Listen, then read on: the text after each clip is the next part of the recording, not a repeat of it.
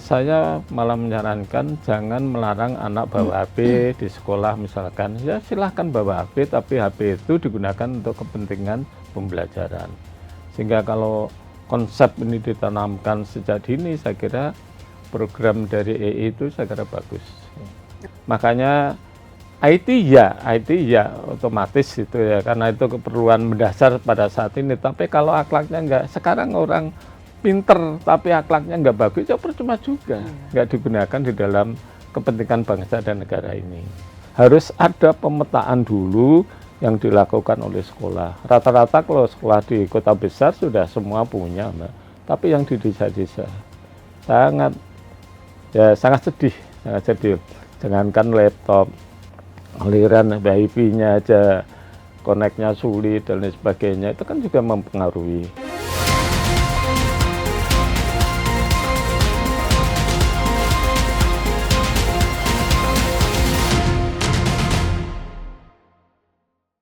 Dr. Rasio M.Si, seorang tokoh yang telah lama berjuang dalam dunia pendidikan dan pemerintahan, lahir di Madiun pada 17 Desember 1952. Perjalanan pendidikan suami dari Dr. Anda Purmiasih MM, dan ayah dari Indra Ranukusuma dan Rosana Wijayanti, dimulai dari SDN Baba dan Lor Madiun, ia melanjutkan pendidikannya ke SMPN Balarejo Madiun, dan melangkah ke STM Siang Madiun.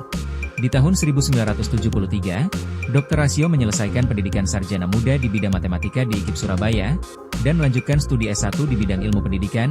Ia pun menempuh pendidikan S2 dan S3 di bidang ilmu administrasi di Untak Surabaya, meraih gelar magister pada 1995, dan doktor pada 2005.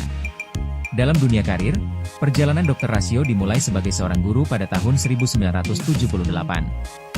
Dedikasinya dalam dunia pendidikan mengantarkannya pada posisi kepala sekolah, dimulai dari SMPN Paciran pada 1985, kemudian SMPN Cerme pada 1986, dan SMPN 1 Gresik pada 1988. Karirnya terus berkembang, dan pada 1993, ia dipercaya menjadi pengawas sekolah, kemudian menjabat sebagai Kabid Binmut dan Kabid Dikmenum di Dinas Pendidikan Provinsi Jawa Timur.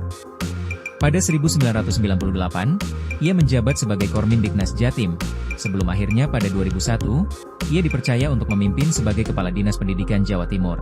Pada tahun 2009, perjalanan karir Dr. Rasio mencapai puncaknya ketika ia diangkat sebagai Sekretaris Daerah Provinsi Jawa Timur, sebuah jabatan yang ia emban hingga 2013, memimpin berbagai kebijakan dan program pembangunan di Jawa Timur.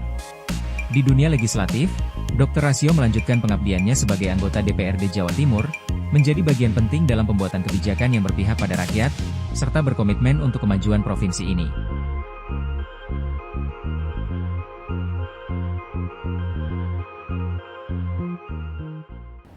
Assalamualaikum warahmatullahi wabarakatuh. Salam sejahtera untuk kita semua.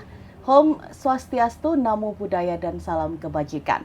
Tribuners, kembali lagi bersama saya Cindy dalam podcast DPRD Provinsi Jawa Timur, Gebrakan Wakil Rakyat. Nah, Tribuners, di episode kali ini kita akan membahas tema pendidikan dan juga kemajuan di era digital. Seperti kita ketahui Tribuners, pendidikan di Jawa Timur kini tengah bertransformasi, memasuki era digital dengan fokus pada 3 hal utama, yakni guru yang unggul, sekolah yang aman, dan juga siswa yang tangguh. Nah, pemerintah Provinsi Jawa Timur melalui Dinas Pendidikan Jatim telah meluncurkan program sekolah digital yang melibatkan 13 SMA percontohan. Nah, program ini mencakup digitalisasi proses pembelajaran, penilaian, pelayanan, hingga komunikasi berbasis teknologi dan kecerdasan buatan atau AI. Tribuners, selain itu, diselenggarakan pula berbagai pelatihan peningkatan kompetensi guru, serta penyediaan Learning Management System atau LMS, agar para pendidik siap menghadapi perubahan dan juga mampu mengoptimalkan teknologi dalam proses belajar mengajar. Nah, inisiatif ini dirancang sebagai langkah komprehensif untuk menghadapi tantangan sekaligus memanfaatkan peluang di era digital dengan 3 pilar utama. Yang pertama, meningkatkan kompetensi dan adaptasi guru, menciptakan lingkungan belajar yang aman dan nyaman, dan yang ketiga, membekali siswa dengan keterampilan masa depan yang relevan. Dan Tribuners, Tentu saja transformasi besar ini tidak lepas dari berbagai tantangan di lapangan, mulai dari kesiapan guru, penyesuaian kurikulum, hingga pendampingan terhadap siswa di tengah derasnya arus digitalisasi. Dan untuk membahas ini semua lebih lanjut Tribuners, kita akan langsung mendengarkan pandangan dari Dr. Haji Rasio MSI, anggota Komisi E DPRD Jawa Timur. Apa kabar Pak Rasio? Alhamdulillah sehat-sehat Mbak Cindy. Alhamdulillah ya Pak ya. Pak Rasio, ini kalau kita ngomongin tentang di zaman sekarang ya Pak ya, itu kan digitalisasi udah sangat maju sekali dan ini juga perannya penting sekali nih untuk dunia pendidikan ini Pak. Nah, sebagai sosok yang telah lama berkecimpung di dunia pendidikan Pak Rasio, menurut Bapak ini bagaimana Pak strategi ideal bagi guru di Jawa Timur dalam mengintegrasikan antara teknologi digital ke proses belajar mengajar sehari-hari?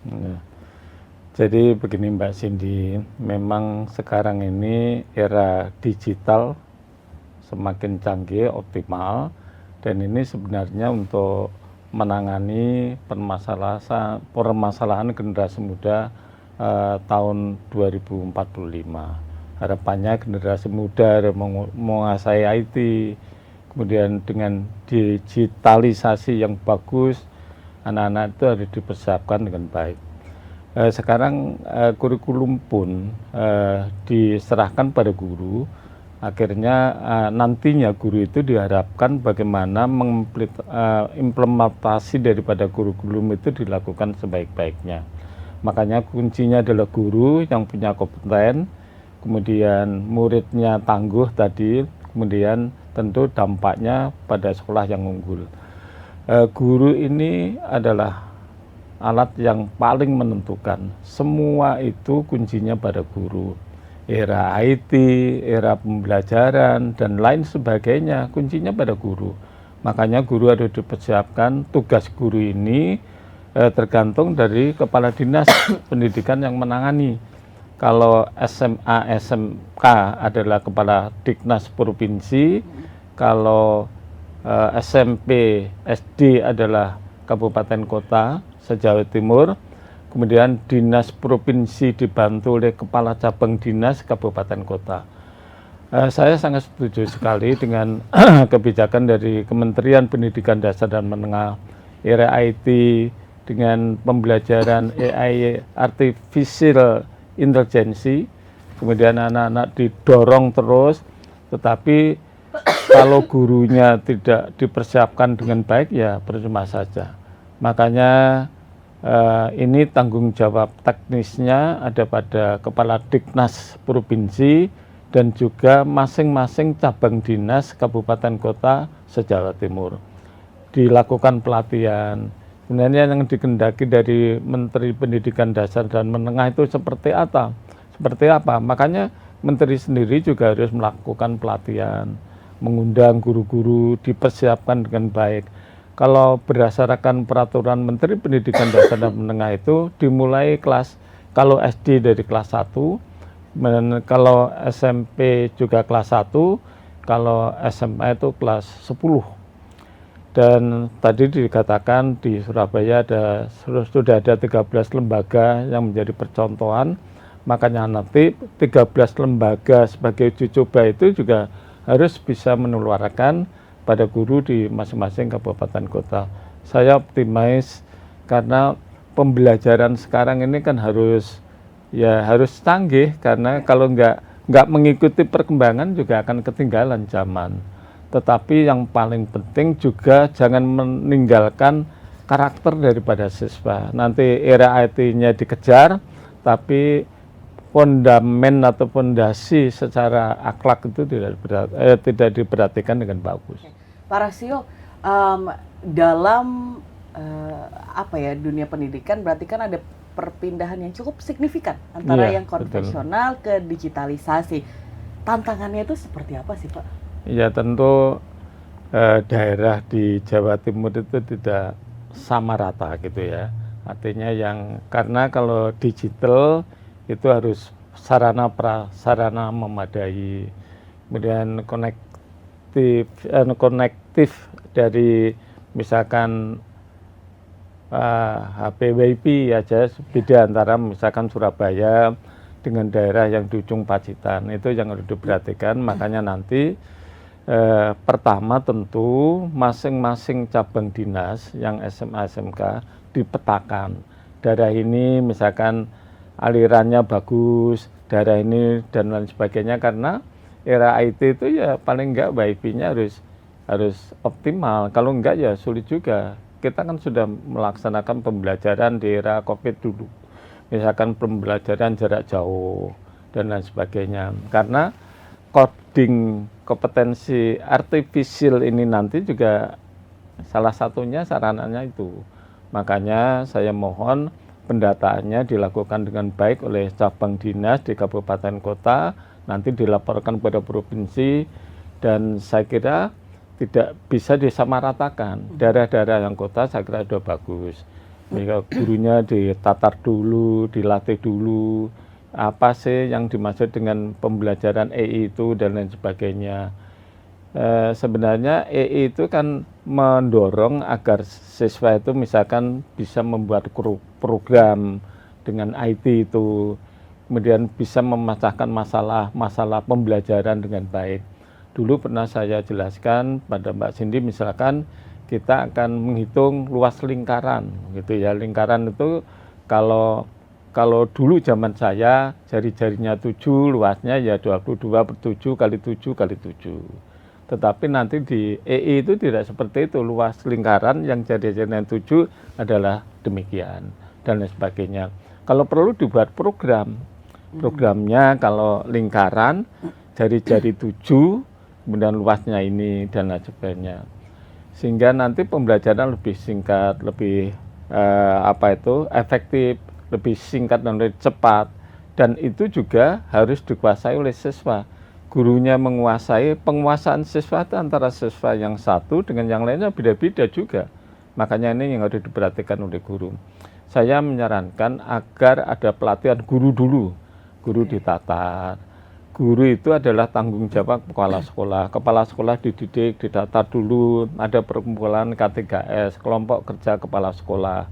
Kemudian ada perkumpulan pengawas, pengawasnya juga diberitahu dan lain sebagainya, sehingga unsur-unsur pengawas, kemudian kepala sekolah, dan guru itu kalau sudah kompak, baru dibenahi sarananya bagaimana dan lain sebagainya.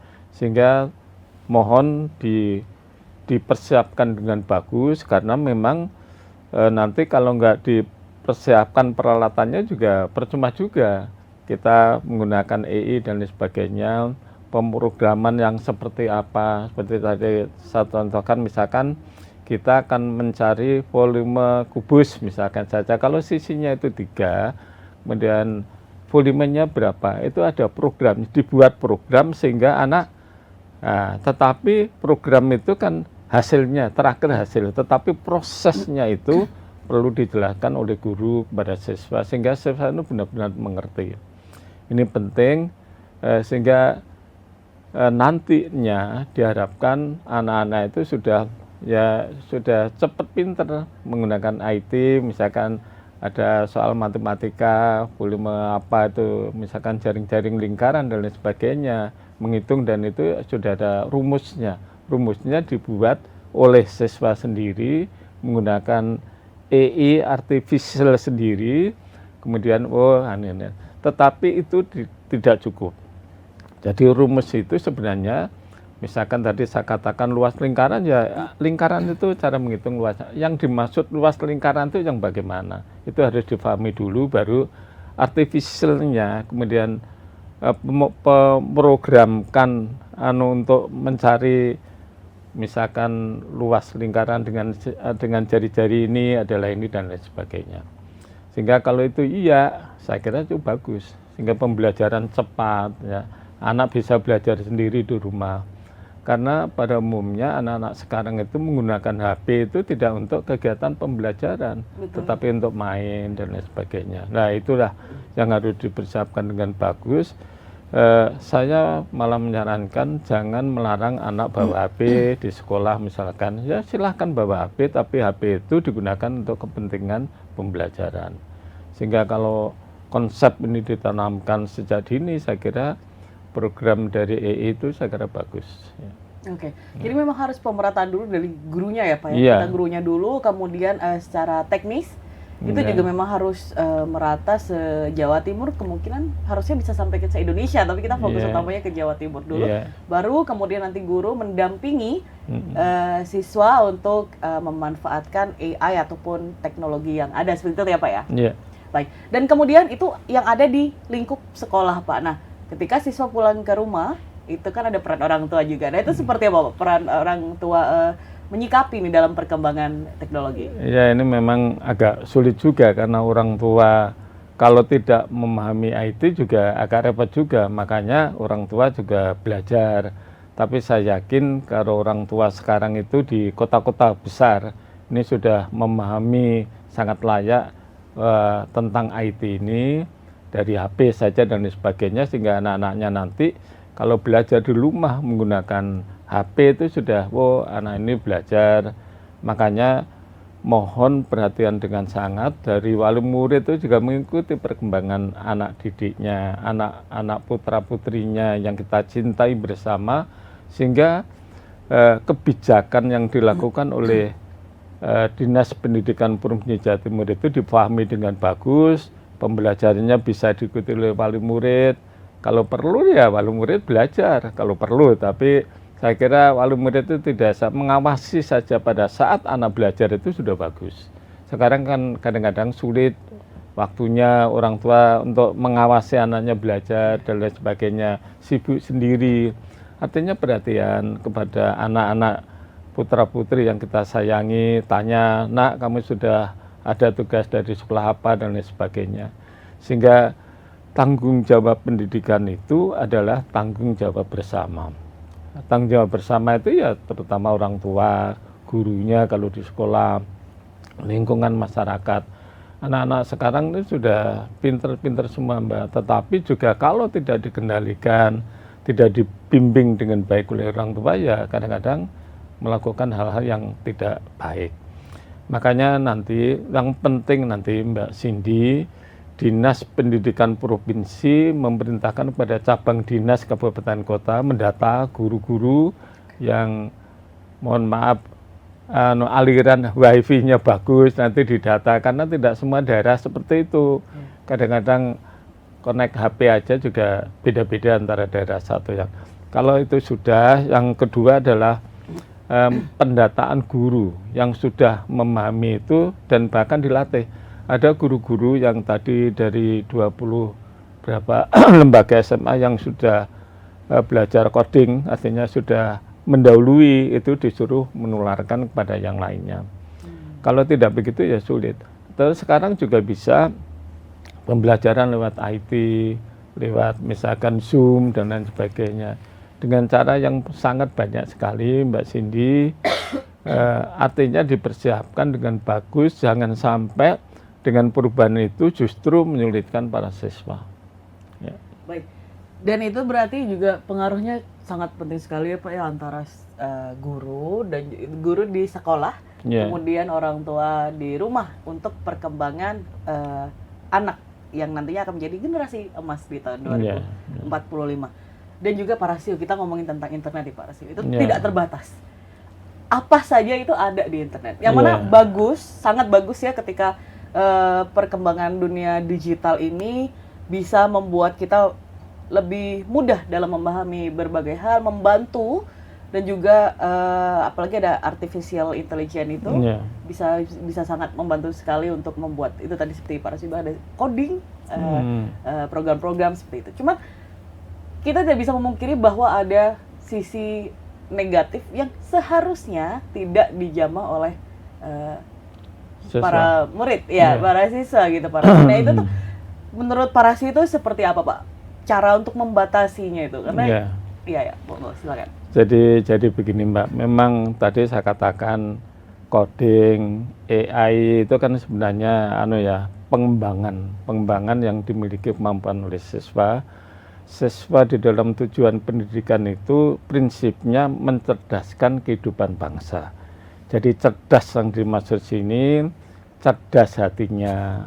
Makanya ini paling penting sekali yang harus dipahami oleh wali murid cerdas hatinya adalah peningkatan iman dan takwa kita kepada Allah Subhanahu wa taala. Itu ditanamkan yang bagus. Di rumah diajari agama, kalau agama Islam ya sholat dan lain sebagainya, dan ditanamkan dengan baik. Karena itu adalah dasar yang sangat mendasar bagi anak-anak. Karena kalau dia pinter tapi kalau akhlaknya itu nggak bagus, ya nggak ada gunanya juga. Kalau saya punya sekolah, Mbak Cindy, saya tanamkan itu dari segi agamanya dulu. Kebetulan di Anur, sekolah saya itu yang saya lola sendiri, artinya konsep belajar itu pertama ya agama. Agama itu karena untuk kecerdasan hati itu ya hubungan kita kepada Allah. Kalau orang itu sudah bertakwa kepada Allah dan dia yakin Allah itu ada dan benar, tentu anak-anak itu akan melakukan hal yang baik. Sekarang anak-anak, mohon maaf Mbak Cindy ya, internet, kemudian apalagi sekarang itu ada TV besar, itu sudah disetel, itu sudah bisa, dari kamar tidur aja bisa. Lah, kalau akhlaknya nggak bagus, kemudian hatinya nggak mantap, biasanya anak-anak itu ya, pengawasan orang tua juga terbatas juga, nyetel yang enggak, itu kan juga bahaya juga. Makanya itu ditanamkan sejak dini, kemudian pengembangannya di era IT juga dilakukan dengan bagus, akhlaknya bagus, tetapi kecerdasan otaknya juga diasah dengan EI dan lain sebagainya. EI pun itu hanya kalau saya pelajari, misalkan kita akan bongkar mesin gitu ya, dengan cara menaruh alat di mata gitu ya, dengan gini tangan gitu. Ya bisa juga, tetapi sebaiknya juga diajari prakteknya dan praktek nyata. Kemudian kondisi seperti itu tadi saya katakan, kalau kita akan membuat program tentang luas meningkatkan lingkaran, anak harus paham betul luas lingkaran itu bagaimana. Kemudian mengetahui kalau jari-jari 7 luas masuk ini, keliling itu ini, dan lain sebagainya. Kalau sudah, kita membuat program. Kalau jari-jari 7 luasnya ini, kelilingnya ini, itu dibuat program. Program itu sudah EI. Makanya ini kedua-duanya jalan, pemahaman konsepnya ada, kemudian implementasi di dalam EI-nya juga dilakukan dengan bagus, tetapi akhlaknya dibenahi dengan baik, sehingga kalau akhlaknya itu sudah kuat, kemudian dia cerdas, kemudian kepekaan rasanya itu juga diolah dengan bagus. Rasa itu mengharapkan agar anak-anak itu memahami pendapat orang lain. Jangan sampai, mohon maaf, dia ngomong, temannya ngomong, kemudian ngomong menangnya sendiri, tidak mau menghargai orang lain. Itu juga nggak bagus. Pinter ya, akhlaknya bagus, tapi kalau anak itu artinya mendengarkan pendapat orang lain kan lebih bagus juga. Attitude-nya juga. Iya, itu tuh yang penting. Makanya IT ya otomatis itu ya, karena itu keperluan mendasar pada saat ini. Tapi kalau akhlaknya enggak, sekarang orang pinter tapi akhlaknya enggak bagus, ya percuma juga. Enggak digunakan di dalam kepentingan bangsa dan negara ini. Makanya itu keempat hal itu sangat mendasar. Jadi kemampuan hati, dan kecerdasan otak, kecerdasan rasa itu memahami perasaan orang lain, kemudian kecerdasan raga itu harus sehat. Kalau nggak sehat ya percuma juga, Mbak. Pinter tapi nggak sehat ya percuma juga. Kesinambungan itu, Pak, ya, harus satu kesatuan yang utuh, diberikan konsep ini kepada teman-teman guru, sehingga guru itu dia yang mengajar matematika. Makanya di dalam kurikulum pun di situ ada mata pelajaran olahraga. Untuk misalkan kecerdasan otak ada mata pelajaran matematika. Untuk kecerdasan hati ada agama dan lain sebagainya. Makanya kurikulum dilakukan dengan bagus dan modelnya menyesuaikan dengan kondisi yang ada pada saat ini. Tapi anak-anak secara mendasar, ya pemahaman akhlaknya, pemahaman budi pekerti itu ditanamkan secara luhur. Iya. Oke, Pak Rasio, kemudian kita kalau ngomongin perkembangan digital, beberapa ini saya kurang begitu tahu ya Pak ya, di lapangannya seperti apa. Apakah di sekolah itu akhirnya membebaskan anak untuk membawa HP sepanjang belajar mengajar berlangsung, atau seperti apa, saya juga kurang tahu. Tapi kalau misalkan itu memang dilakukan Pak, jadi memang dibawa, kan ada kalau di zaman saya dulu itu kan ditaruh di depan HP itu ketika sekolah. Tapi kalau di zaman sekarang apakah itu memang nggak apa-apa gitu untuk anak bawa ponsel atau apa tablet kayak gitu? Nah, kalaupun itu mereka diperbolehkan Pak, apakah menjamin bahwa hubungan secara langsung ya antara interaksi antar teman sekelas itu tuh masih bisa terjamin gitu loh Pak. Jadi bukan melulu 24 jam online gitu seperti itu. Bagaimana Pak? Makanya tadi itu ya. Kalau kebijakan di sekolah saya Mbak Cindy, anak boleh bawa HP. Ya, bawa tablet boleh. Karena sekarang pembelajarannya menggunakan itu, kalau nggak bawa gimana ya. Tetapi penggunaannya itu yang perlu diawasi oleh guru. Setidak-tidaknya wali kelas. Wali kelas itu bertanggung jawab penuh terhadap kelas yang diajar. Katakan kelas 1A, kelas SMP kelas 1A, 1B, 1C, kan ada wali kelasnya. Nanti membawa tablet ini, kemudian pada saat istirahat, kalau saat pembelajaran kan nggak mungkin menggunakan hal yang tidak senonoh itu ya. Dikumpulkan oleh wali kelas, diawasi, nanti pada pembelajaran berikutnya diberikan kepada anak-anak lagi. Tapi ya agak rebyek.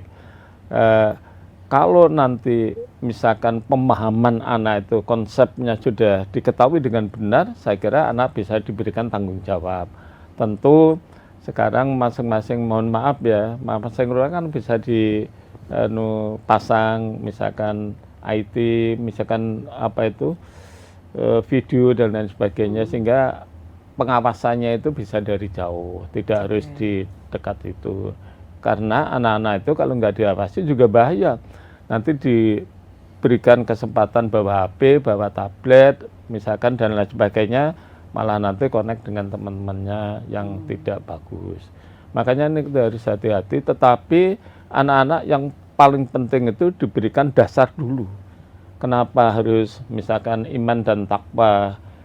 Kita misalkan ngawasi terus juga kesempatan untuk ngawasi kadang-kadang terbatas. Tapi kalau akhlaknya, hatinya itu tergerak, kita misalkan tidak diawasi oleh guru, tetapi ada pengawasan lebih daripada itu, yaitu yang Maha Kuasa. Kan akhirnya anak akan tertib dan lain sebagainya. Tetapi itu pun juga tidak mudah.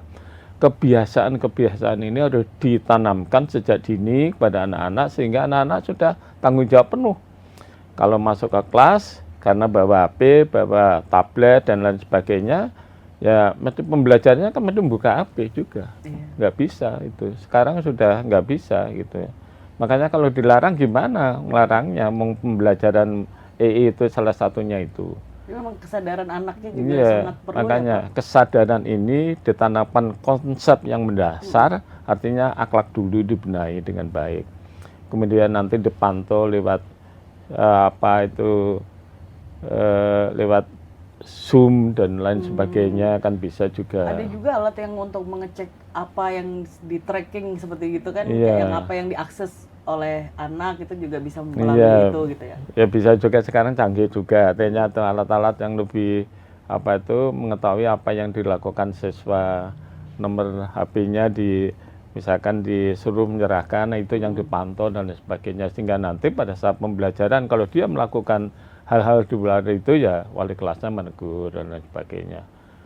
Ini ya memang eranya sudah beda dengan, makanya kalau saya melihat pembelajaran di China gitu ya, anak-anak kecil sudah tanggung jawabnya itu sudah luar biasa. Tahu misalnya pembelajaran IT setelah ini apa dan lain sebagainya, sampai istirahat di kelas, kemudian pada saat tidur dan lain sebagainya, bangun itu sudah secara otomatis. Makanya kenapa kita tidak bisa seperti itu? Makanya kita nanti 2045 itu sudah nggak mengenal lagi, sudah zamannya sudah beda. Kalau saya dulu mengajar mengajar di depan nulis, di papan tulis, sekarang sudah nggak usum gitu, nggak musim itu. Nulis itu sudah cukup, misalkan dikirim, misalkan disiapkan dari rumah, dikirim melalui WA masing-masing anak. Sudah nggak. Jadi HP, tablet itu sudah hal yang melekat yang harus dikuasai oleh siswa. Makanya yang penting lagi di rumah itu nanti kalau orang tua juga nggak peduli juga repot juga. Maka orang tua mau tidak mau juga harus belajar. Apa yang dipahami oleh siswa diikuti juga. Karena pengawasan di rumah itu adalah tanggung jawab keluarga. Anak di sekolah ini hanya berapa jam? Ya, hanya 8 atau 7 jam. Nah, sebagian besar itu lingkungan di rumah. Kalau rumahnya sendiri lolos, ya juga percuma juga. Saya ini punya cucu 3, tapi semua belajarnya sekarang sudah pakai HP, Pak. Pakai laptop itu ya. Tugas PR ya laptop, dan mengerjakan ya gitu. Sudah nggak pakai LKS gitu. Iya, nggak pakai LKS, nggak ada gunanya. Gitu. Digital. Iya, digital itu mengerjakan itu dengan melaporkan kan sudah dikerjakan di situ, laporkan pada guru yang menugasi itu. Sudah begitu. Makanya sudah lebih, dan pada umumnya ya sudah anak-anak kalau sudah menghadap HP ya sudah gitu, mana laptop dan lain sebagainya. Makanya ini jangan sampai orang tua juga artinya ketinggalan kemajuan yang seperti ini, kemudian nggak mengikuti perkembangan anak di sekolah dan lain sebagainya.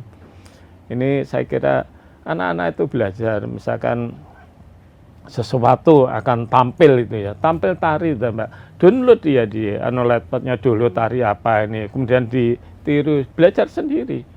Kelompok itu mengumpulkan anak misalkan 5 atau berapa kelompok, dan wali kelasnya nanti cek satu tugas ini untuk kegiatan misalkan keterampilan nanti ditampilkan, anak-anak sudah siap dan nggak perlu diajari oleh guru, nanti guru baru melihat pada saat tampil ada kekeliruan itu dibetulkan. Malah kadang-kadang anak lebih duluan belajar, anak-anak sekarang sudah sangat canggih, tetapi yaitu makanya yang dipersiapkan mentalnya, attitude-nya, kemudian hatinya itu disiapkan dengan baik. Kalau tidak, ya maju tapi akhlaknya nggak bagus. Gitu. Oke, Pak Rasio, ini juga ngomongin tentang digital, Pak Rasio, yang tidak hanya diperlukan, maksud saya yang diperlukan bukan hanya kemampuan soft skill-nya, maksudnya kemampuan hard skill-nya, maaf. Jadi kayak cuma dia bisa memprogram seperti itu, tapi tidak hanya itu saja, seperti berpikir kritis, kemudian kreatif, dan juga kerjasama mungkin antara teman itu kan juga harus diasah, dan itu menyeimbangkannya itu seperti apa menurut Pak Rasio? Jadi nanti itu yang punya kewenangan adalah guru. Guru di dalam pembelajaran juga harus modelnya beda. Misalkan ada tugas kelompok, tugas itu kan bisa diberikan melalui laptop dan lain sebagainya, nanti kumpulkan terus presentasikan di depan kelas ya dengan kelompok itu, misalkan tentang tema perjuangan itu siapa yang menjadi pemimpin dan dia melakukan apa, itu kan penting bisa dilihat. Tapi sebelum dilihat menyerahkan tugasnya dulu kepada guru, kemudian coba kelompok ini tampilkan misalkan sejarah perjuangan Diponegoro dan lain sebagainya. Saya kira itu lebih menarik. Artinya tidak hanya program, tetapi juga implementasi konkret, dikuasai murid dengan bagus. Jadi ini konsepnya dia menguasai, kemudian menampilkan dalam bentuk konkret, kemudian dia ngomong sehingga nanti ada belajar kelompok, temannya bisa memberikan saran, enggak gitu, atau gurunya yang mengajar memberikan saran. Saya kira kalau itu dilakukan bagus. Ya. Jadi memang harus ada kemampuan untuk itu juga ya Pak Rasio, iya, antar sosial. Iya, tidak hanya, mohon maaf ya, tidak hanya program ini, tapi menyampaikannya gimana kepada temannya. Jadi dialog yang dilakukan oleh dia. Kemudian teman yang lain nanti mungkin menjawab di situ, kan ada diskusi kelas dan lain sebagainya. Tapi sudah tidak lagi menulis-nulis gitu, sudah dia menyerahkan tugas lewat laptop dan lain sebagainya. Coba peragakan, nah, gitu, gurunya malah gampang sekarang. Ya. Tapi juga harus memahami betul konsep-konsep tadi, dari gelagat yang disampaikan oleh siswa itu guru kan bisa memahami. Nanti kalau nggak benar baru memberikan stressing, penekanan pembelajaran ini adalah itu. misalnya tentang pengalaman pemahaman Pancasila dan lain sebagainya.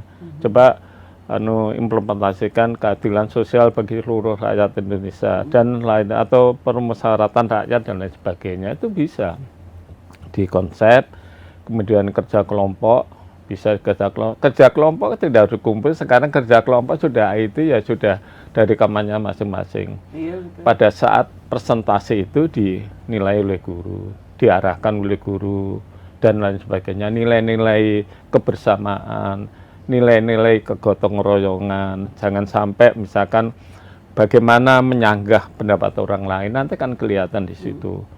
Makanya kalau ini difahami dengan baik oleh teman-teman guru kita dan utamanya juga siswa, saya kira ini sangat menarik sekali dengan pembelajaran AI dan yang dimaksud coding dan lain sebagainya yang diharapkan oleh Menteri Pendidikan Dasar dan Menengah ini. Kalau itu iya bagus. Tapi ya semuanya siap. Tapi jangan sampai meninggalkan misalkan akhlak budi pekerti. Jangan sampai nanti IT-nya pinter tapi mohon maaf ya anaknya perilakunya nggak bagus. Gitu. Tapi kalau saya lihat menyenangkan loh Pak Rahil ya di perkembangan digital ini, belajarnya itu interaktif sekali. Iya betul. Tidak kalau dulu kan guru menjelaskan di depan dan kami mencatat. Gitu. Sekarang banyak cara untuk belajar. Sekarang nggak musim begitu itu, sudah nggak masanya seperti itu. Pembelajaran sudah anak-anak dikasih tugas itu. Saya melihat cucu saya ini sibuk sekali. Saya tanya, ada apa sih Mbak? Gitu. Kok sibuk? Ngerjakan ini loh kok. Nah itu kan dia bekerja. Nah makanya orang tua juga harus memahami apa yang dilakukan oleh putra putrinya ini, jangan sampai membiarkan, paling enggak disapa, yang ngerjakan apa misalkan gitu, ya apa sih, jadi orang tua seakan-akan peduli apa yang dilakukan oleh anak-anaknya itu, jangan sampai orang tuanya juga enggak peduli sehingga anaknya dibiarkan dan sebagainya. Itu pun juga terbatas pada orang tua kondisinya sangat beragam. Tidak semua seperti yang saya maksud, mungkin ada orang tua yang nggak paham IT dan lain sebagainya. Jangankan IT, laptop aja nggak punya, kan juga repot. Makanya harus ada pemetaan dulu yang dilakukan oleh sekolah. Rata-rata kalau sekolah di kota besar sudah semua punya, Mbak. Tapi yang di desa-desa sangat sedih. Jangankan laptop, aliran WiFi-nya aja koneknya sulit dan lain sebagainya, itu kan juga mempengaruhi. Gimana akan belajar IT wong koneknya nggak ada dan lain sebagainya. Mungkin ada beberapa sekolah yang mungkin di gunung gitu ya Pak ya. Iya sulit. Dulu kan pernah waktu pembelajaran dengan online itu. Kan online tapi ya online yang di kota besar, yang di daerah nggak bisa juga. Padahal zaman itu Covid. Akhirnya diliburkan penuh ya memang itulah kondisi negara kita yang harus disadari dengan baik oleh teman-teman pengambil kebijakan ini. Iya. Oke, Pak Rasio terakhir, ini mungkin Pak Rasio ada pesan nih Pak untuk pihak-pihak yang terkait tentang bagaimana perkembangan digital ini akan membantu Indonesia, terutama untuk menciptakan generasi emas ini di 2045. Monggo. Ya, saya kira itu arahnya nanti ke sana, mempersiapkan anak-anak muda kita yang sekarang usia sekolah di SD, SMP, SMA, SMK ini pada tahun 2045 tentu akan mengalami perubahan zaman yang berbeda. Lah itu harus dipersiapkan dengan baik. Nah, persiapan ini tentu tanggung jawab kita bersama, tidak hanya sekolah, tidak hanya gurunya, tapi yang paling penting juga wali muridnya, orang tuanya.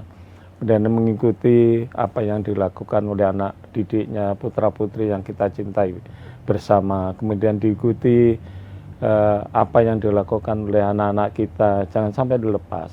Dan yang paling penting lagi dipersiapkan akhlak yang mulia, pembelajaran agama. Mohon maaf, saya ini walaupun anak-anak itu di sekolah ada pelajaran agama, di rumah itu harus les misalkan agama, karena itu penting. Ya, tetapi juga kondisi orang tua kan nggak sama. Artinya prinsipnya akhlak itu ditanamkan sejak dini. Jangan sampai ini dibiarkan karena anaknya pinter, percuma saja kalau akhlaknya nggak bagus. Ya. Tidak hanya akhlak saja, tapi juga dia pinter, dia sehat. Misalkan akhlaknya bagus, kalau nggak sehat ya percuma juga. Makanya ini 4 komponen yang saya sebut itu, kecerdasan hati, kecerdasan otak, pikiran, kecerdasan rasa, dan raga itu merupakan satu kesatuan yang utuh yang harus dilakukan oleh anak-anak kita. Tentu anak-anak itu di bawah bimbingan orang tua, yang paling ya orang tua, kedua guru. Di sekolah itu ada bimbingan konseling, itu bimbingan konseling harus mencermati apa yang dilakukan oleh siswa sekarang. Kalau IT kemudian dan lain sebagainya, bimbingan BK-nya itu juga harus mengikuti dengan baik perkembangan anak itu. Anak ada hal-hal kelainan, tidak harus dimarahi, tapi dipanggil di BK ada kesulitan apa dan sebagainya, mencarikan solusi yang baik agar anak ini kembali ke jalan yang benar. Jadi saya kira tanggung jawab pendidikan adalah tanggung jawab kita bersama, tidak hanya pemerintah, tapi juga orang tua, masyarakat, lingkungan utamanya, apalagi lingkungan di kota-kota besar. Baik, terima kasih banyak Pak Rasio atas insight-nya di episode kali ini. Dan juga Tribuners, kita akan ngobrol lagi dengan Pak Rasio mungkin di topik-topik yang tak kalah menarik selanjutnya ya Pak Rasio ya. Baik, terima kasih telah menonton podcast episode kali ini di podcast DPRD Jawa Timur, Gebrakan Wakil Rakyat. Saya Cindy berserta kru pamit undur diri dan sampai jumpa di episode selanjutnya.